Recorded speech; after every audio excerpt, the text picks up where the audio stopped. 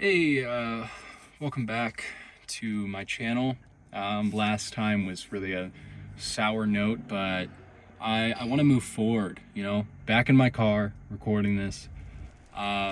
First thing I want to say, we have a special guest, not really a guest because, not official, but I actually ran into a YouTuber slash streamer at the end of this video. So we were on the fishing island and I didn't even realize, but for now, enjoy the parkour as we go along this journey. But that was insane. We'll get there as to who it is, but it's crazy. Yeah, I didn't expect to run into a participant so fast. But we're back on MCC Island, so let's just get into it. Today, I wanted to talk about sort of accepting change in your life. A lot of times we as people, we don't want to change. Everything's so static. Everything is so, this has to be this way. There's only one path up, right? And that applies even surprisingly dynamically to what people want as consumers as we go through our lives in our college journey, in our career choices, and what we buy. So as you're sort of dynamically climbing the corporate ladder, climbing the college ladder, making a career out of yourself, people aren't open to change. There's a quote. I'm gonna butcher it, but it's one of my favorites. It goes something along the lines of, I'm gonna paraphrase here, but something along the lines of, how could you be okay with moderate success when you could have had amazing success? That was Technoblade who said that, and I just firmly believe that is one of the greatest things in our lives, is shooting for the moon, shooting for the stars, and 90% of the time you're gonna miss, but that 1% that you do actually hit your goal, the success is immeasurable. You shooting for the stars, you can't miss if you keep doing it. Eventually you're going to land on something that works, and then you can keep doing it and then change as you're doing it. Okay, let's look at a real world example. So I went through college during high school. I was going for my associate's degree, and I didn't make it. I failed most of my classes. I had a terrible GPA.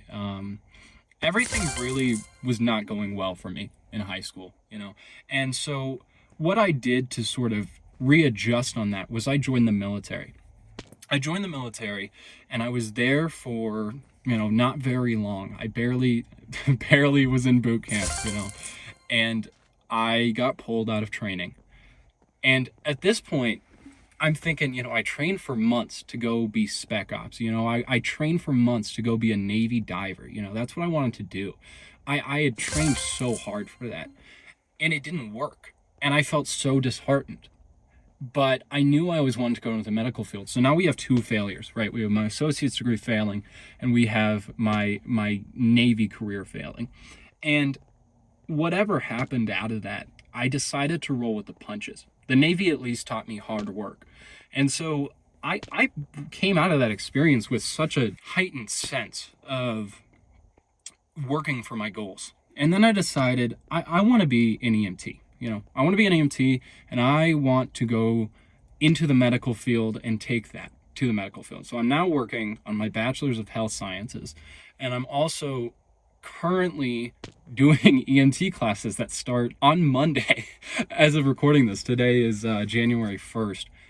This video is gonna get published the 2nd, but I think this is one of the most incredible examples, because I hit all of these things in a row after failing two of the biggest things in my life. Okay, failed out of college and high school, barely graduated. Failed out of the military, one of my prime career choices. Now I readjusted.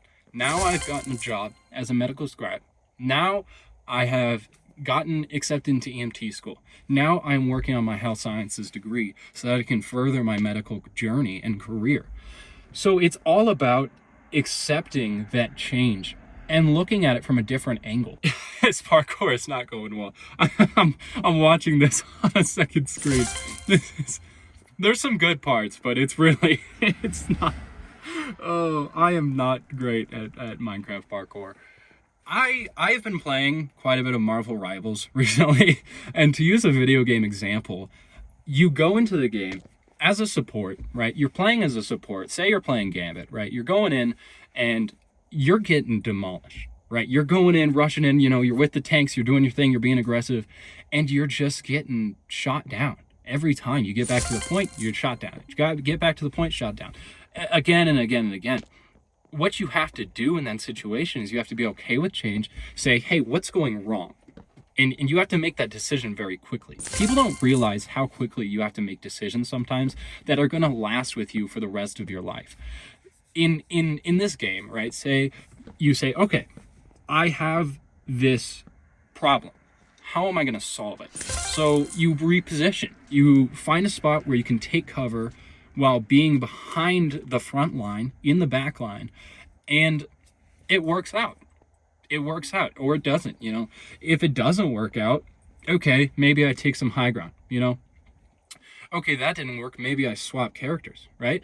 Well, let's see. Gambit didn't work, let's go Loki, and let's put some clones on some high ground and drop down and heal the point. That's it. That's what life is truly about, is Marvel Rivals. No, okay. My life is truly about changing lanes frequently and doing the best you can with what you have, but making those changes in lanes small but consistent. It's the analyzing your own brain and how you work to realize what's not working. And I believe this. People always said that I wasn't a hard worker, and the military sure helped me out with that. And I wasn't for a long time, but I think that everybody can be a hard worker, but they need to do what works for them.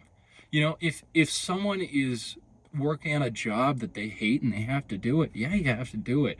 But as soon as they can, shoot for the stars, get a better job, then even if it pays less, work more hours doing something you like rather than working less hours on something you absolutely, hate. And just doing that ultimately is the best thing. It's immeasurable what kind of success you can make out of yourself when you're doing something that you enjoy. I have something to confess. I started watching my video from yesterday and analyzing what was wrong with the video. The audio equalization was terrible. The bit rate in this video too is going to be bad, but the next one I haven't figured out.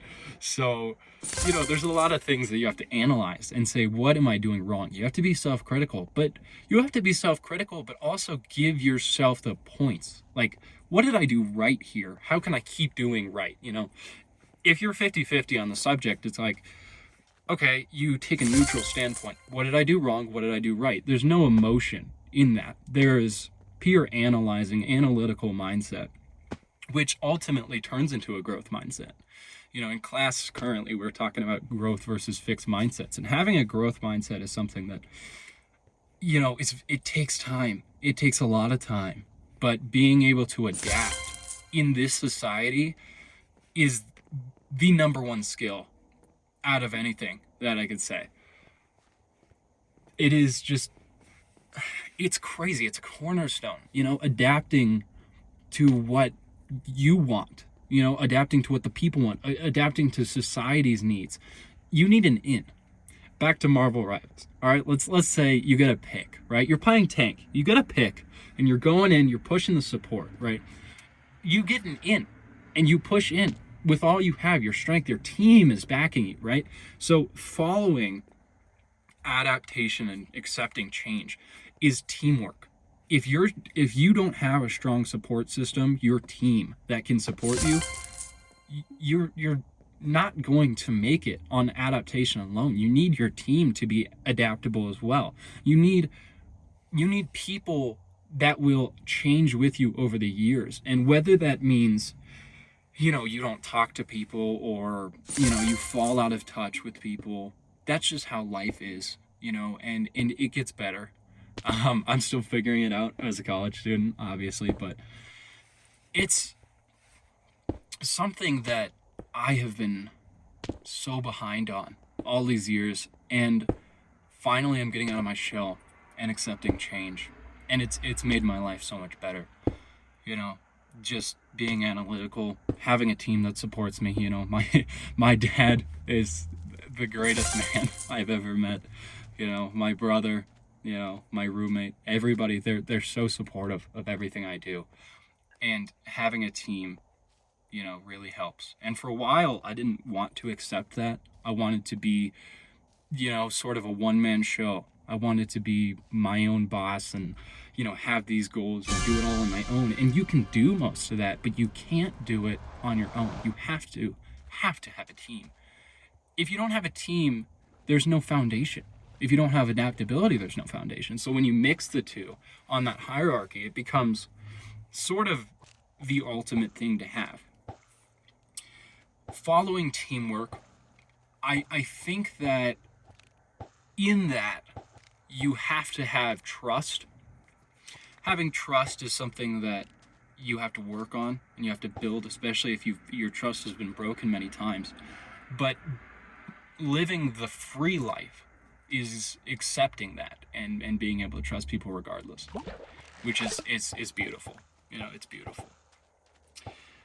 Oh man, yeah, just life has gotten so busy and everything has changed, and it's been so great, so free flowing. But the reason why I made this channel was to bring people back to a time where everything felt safe, you know. And if you can change while feeling safe with a team, you know, I think I'd rank that next on my hierarchy, is feeling safe.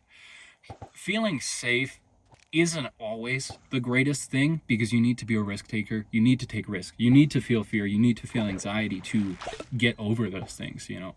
But if you never feel a negative emotion, if you finally do, it's going to blow up your entire life, you know, and it's not going to be great. Yeah, so that's about all I got. Maybe I'll make another clip. Maybe I'll just, you know, end it here. But thank you for tuning in, and I'll see you guys on the flip. 364 days remain. Subscribe, and I'll catch you later.